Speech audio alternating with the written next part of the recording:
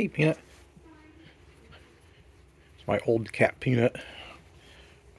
She was sick there a while back, but now she's doing a lot better and doing her favorite thing of all time, which is rubbing her face on stuff while I chase her around the room. It's funny. As old and rickety as she is, she really likes to be pet. Real rough. Not sure what that means, but... Anyway, welcome to another episode of Radiorama.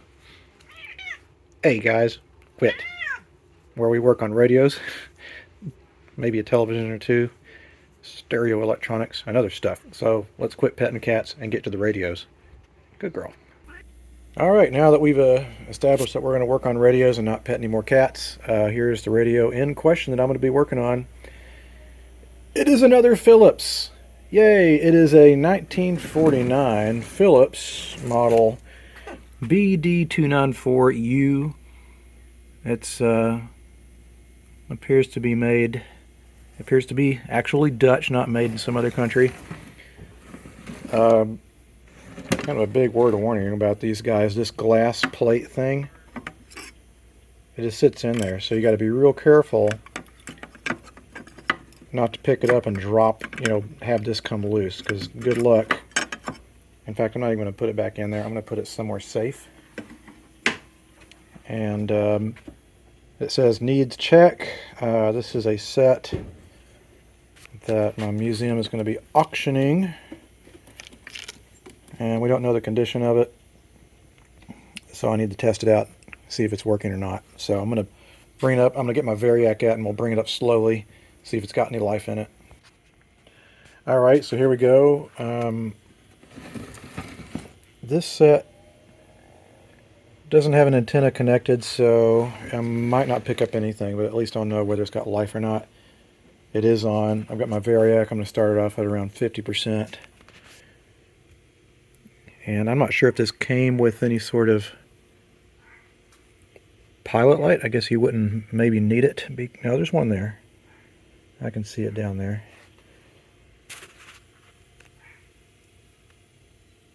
That's not a super promising sign if I have no pilot light, but the pilot light could be out. Who knows?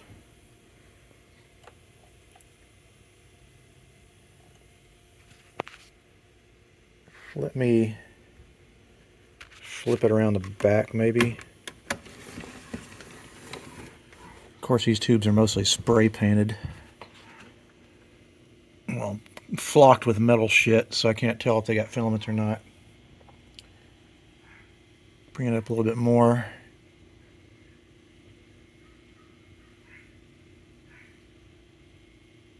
And it looks like the pilot light just came on. It did. Alright, well, let's bring it up. 110 volts.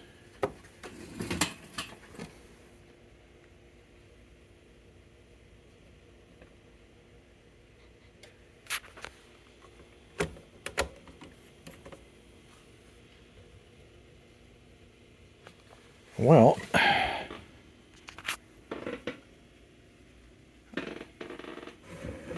I basically hear nothing. Like there's no... Oh, wait a minute. Of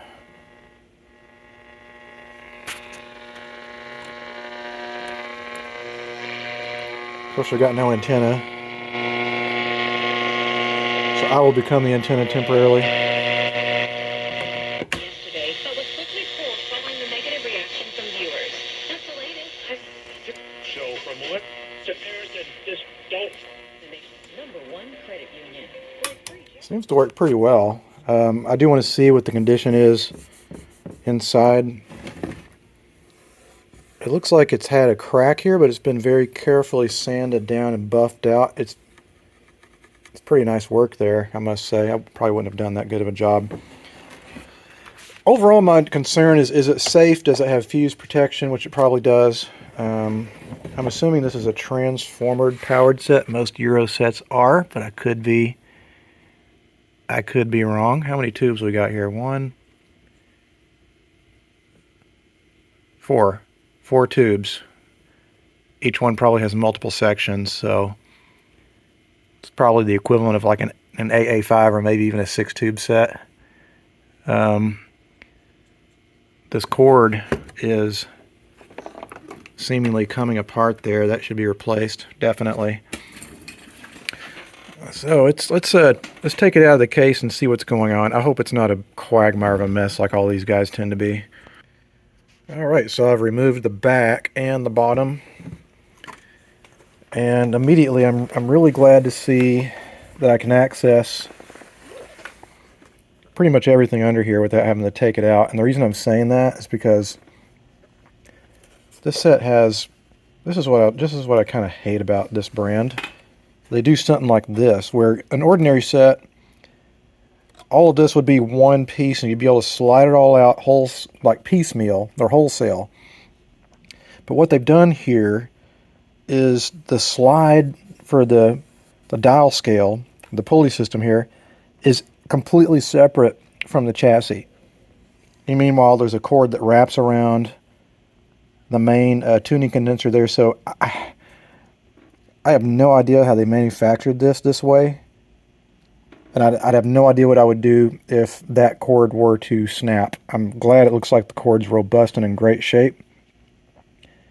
But that would just be kind of a nightmare to have to deal with. So I'm going to rebuild it in the case, but luckily I can access everything here. It's fuse protected already, so you don't need to worry about that. The cord just snakes in around this way. Of course, it looks like it has some sort of screw tightening it down, and luckily I can get to that from the side. It's mostly been overhauled. The only thing that's not really been replaced is the electrolytic. And I don't like the look of this dark area that looks like arcing. So either it happened in the past and it's been fixed, or the insulation that goes with that resistor, well, on the other hand, that resistor is going to chassis ground, so that wouldn't matter. Either way, I'm going to have to look up the model so I can determine what values are in this electrolytic capacitor. It's probably a set of 50 microfarad caps. And I'm just kind of peeling this stuff back to see what's going on in here. Yeah, it looks like we have 2 caps inside of there, and I'm assuming, of course, what they say about assume. It makes an ass out of you and me. I'm assuming the electrolytic must be chassis ground. Let me look up top here. Oh, this is hard to film. I'm sorry. No, it's sitting on top of a phenolic spacer. On the other hand, there's got to be another connection to it. Well, I'm gonna pull the schematic. I'm hoping it's on Radio Museum, because this could have some weird floating ground, unless there's a jumper going from the can to the chassis that I've seen on some of these guys. All right, let me pull the chassis. All right, well, luckily there was a schematic on Radio Museum, and I printed it out here. And this is the area we're looking at here. There's our 250 microfarad electrolytics. And as you can see, there's no grounding symbol on either one of them. Instead, they're going through this, collectively through this 100 ohm resistor, and that goes to ground. Usually on these Euro sets, you'll have a chain that represents your chassis ground. And luckily, I was able to find, you can see it sits on top of that phenolic spacer, that brown thing, but that wire coming off of it, that's the can, that's the metal can, and you can see that attaches to one end of this resistor. That's the 100 ohm resistor, and that itself is going to chassis ground. And as I imagine, they are 2 50 microfarad caps, and I'm going to take this old cap out of circuit and install 2 new 50 microfarad electrolytics in its place. I've noticed we have another We have a paper cap that didn't get replaced here. That is a 1000 puff capacitor, and it translates to a 0.001 microfarad cap. Other than that, we're not in too bad a shape here. For this wire, this is dangerous. You can actually see the metal inside. That's just a fire hazard. I get wanting to preserve things, but when you get rubber that does that, that means it's no longer at all safe to use. So let me get my electrolytic capacitors here, and we'll install those two guys carefully and hopefully maybe a little bit far away from some of these resistors that look like they get quite possibly toasty. Stop filming, dang it. Oh, the camera won't turn off.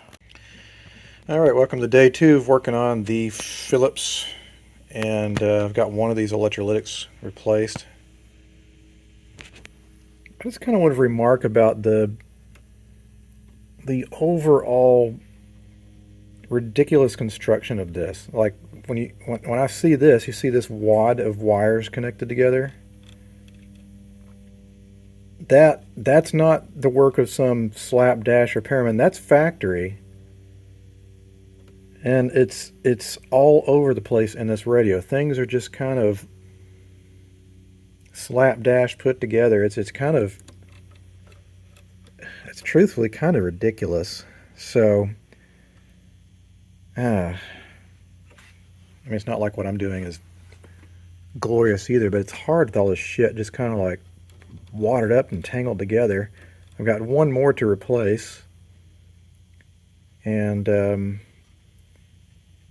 so hopefully after I do that and replace the cord, it'll be, you know, still in working condition.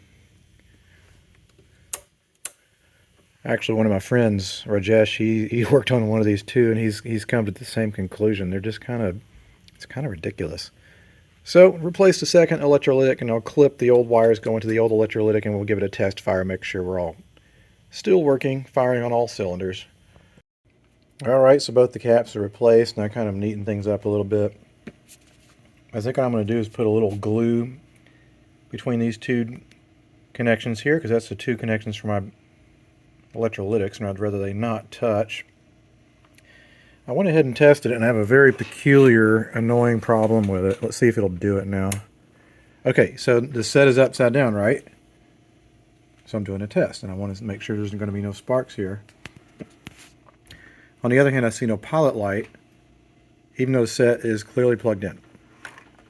But what I've noticed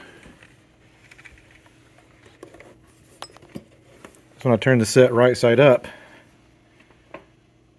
it works. And I was like, what the fuck is causing that to happen? I'm only going to do this once because I don't want to stress out the filaments, but there's clearly a loose connection somewhere up here, like this fat resistor here. If I push on it, see that? Oops, I'm gonna unplug it. I really don't want to be flickering, pulsing tube filament everywhere. Even though I'm wondering, I've seen a number of these Phillips where the pilot lamp is on its own dedicated circuit. So I think I'm going to do is carefully remove that tube and see if I can get back behind there to work something in there to figure out what's coming loose back here. I need to solder it back together again. Well, I found the problem, and this is unbelievably bad workmanship, but this resistor has been soldered in place of this busted resistor. It's just dangling loosely in the air, and one end of it's come off.